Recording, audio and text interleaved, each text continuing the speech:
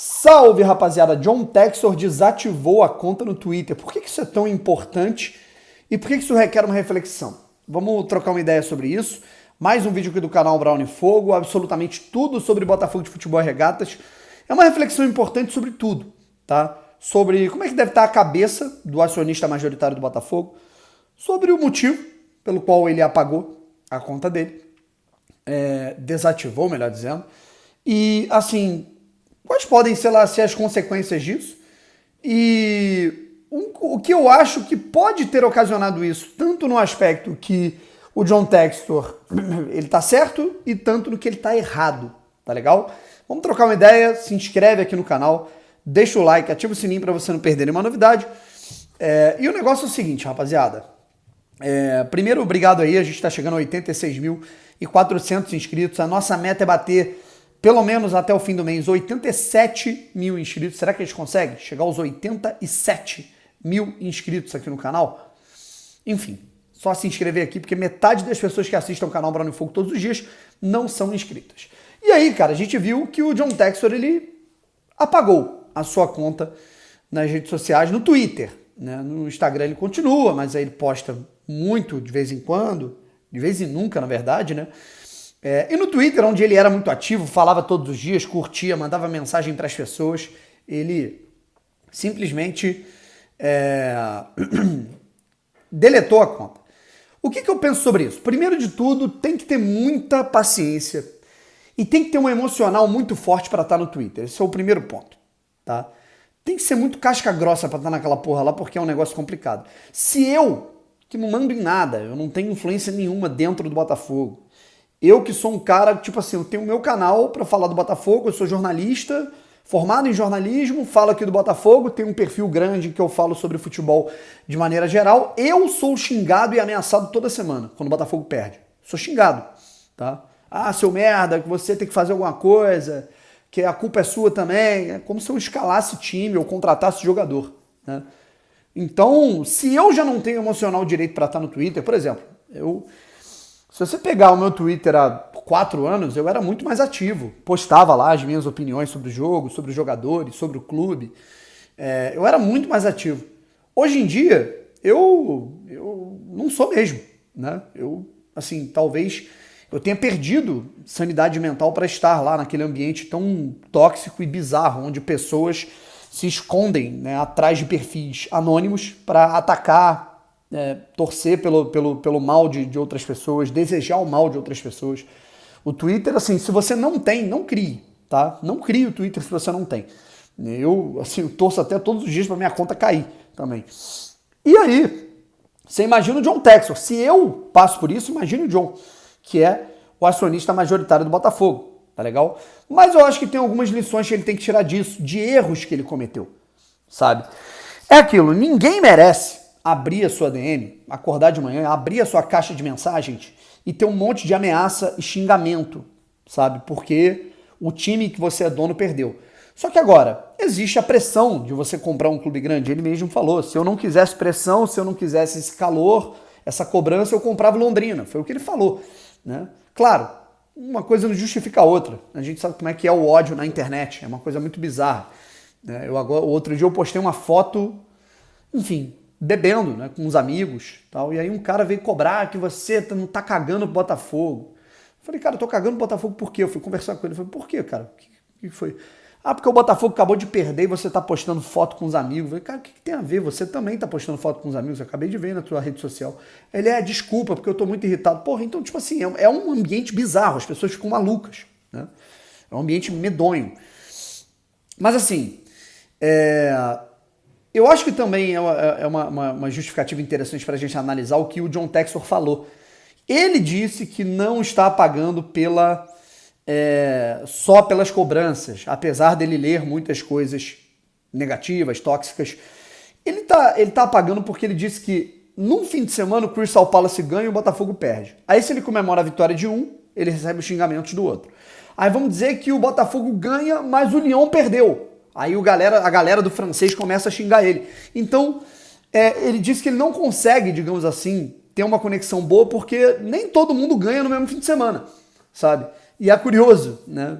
Realmente. Só que agora, Eu acho que é até bom pro Textor, cara, se resguardar. Sai um pouco disso, sabe? No momento em que ele começou, quando ele comprou o Botafogo, que eu percebi que ele falava pra caramba no Twitter, que ele era falastrão pra caramba, eu sabia que isso em algum momento ia dar problema, sabe? Sabendo que a torcida do Botafogo é complicadíssima no Twitter, e sabendo que o botafoguense ele tá muito puto há anos com dirigentes falastrões. E aí quando chega um acionista majoritário, um empresário que também é falastrão, que também fala pra caramba, é óbvio que se demorar a cumprir, se não cumprir, ou no momento de crise ele vai ser cobrado em dobro, o triplo, sabe, o quádruplo. E esse é o grande problema, sabe? Quando o Botafogo anunciou o novo patrocínio, foi o John Textor que anunciou nas suas redes sociais. Quando o Botafogo anunciou o novo fornecimento de material esportivo, foi o John Textor que anunciou primeiro. Quando o Botafogo anuncia, enfim, quando o Botafogo anuncia um monte de coisa, né, eu lembro até hoje, Botafogo, eu vou falar isso, cara, dane-se. Tava rolando a coletiva de apresentação do Luiz Henrique, né, atacante do Botafogo, e o John Textor tava no Brasil. E aí ele, do nada, ele olha pra imprensa e fala, imprensa, venham comigo. A gente entrou nos corredores lá do Botafogo, e aí ele decidiu mostrar o vestiário inédito do Botafogo, o novo vestiário do Botafogo, do nada, que não estava nem pronto. Ele colocou o time, né, eu acho que era o time sub-13 do Botafogo, que tinha acabado de ser campeão carioca, né, uma coisa assim. E ele colocou as crianças lá, o armário quase caiu porque o vestiário não estava pronto, sabe? E aí eu olhava assim pro pessoal, pros funcionários do Botafogo, pra equipe, assim, o staff do Botafogo que estava lá presente, os caras estavam desesperados, né? Você percebeu que aquilo não era planejado, né? Você percebia que aquilo não era planejado, que, hoje nós vamos apresentar o vestiário. Ele simplesmente deu na cabeça dele, eu estou aqui, eu quero aparecer e eu vou mostrar o vestiário para todo mundo, mesmo que isso passe por cima do planejamento dos trabalhadores do Botafogo, sabe? Perdão.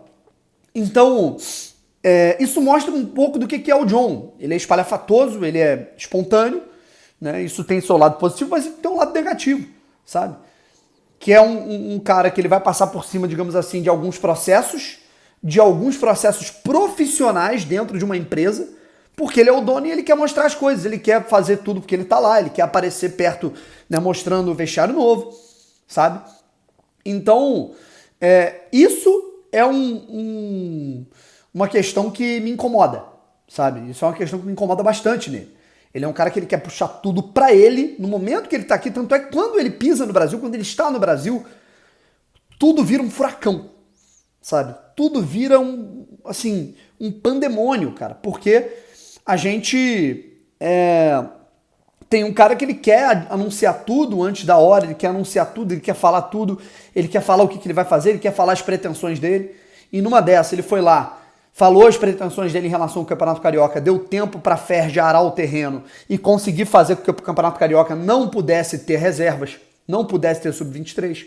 Arou o terreno para a CBF, de certa forma também, dar uma pressionada no Botafogo quando ele falou tanto em Liga Nova.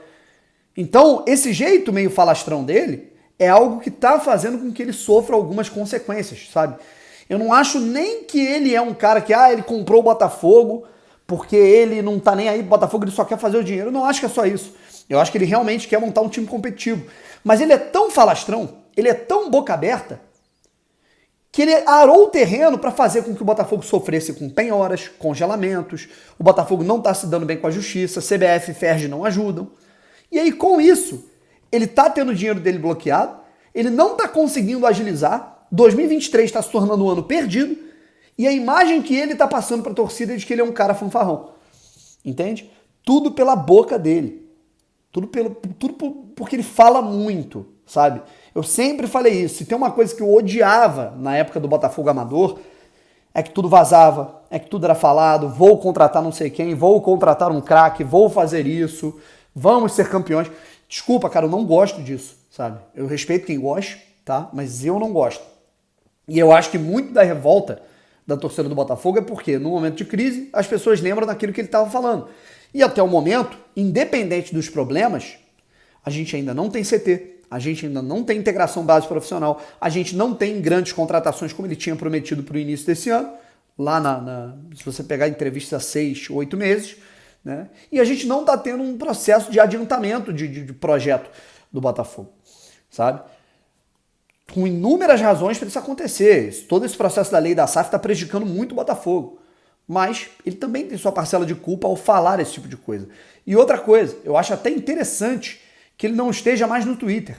E acho interessante que a partir de agora os comunicados sejam feitos de maneira oficial através das mídias do clube. Não é através do John.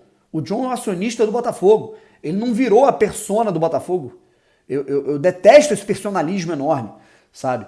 E isso é uma coisa que me incomoda bastante.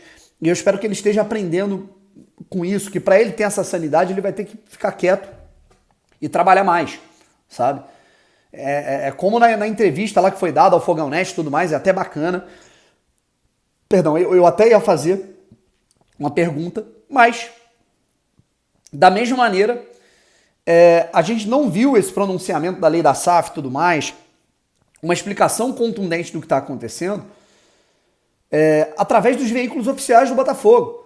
O Botafogo está tendo atrasos, penhoras, a gente não tem notícia de absolutamente nada em relação a camisa de fornecimento de material esportivo, novidades em relação ao sócio-torcedor, a gente não tem nada, né?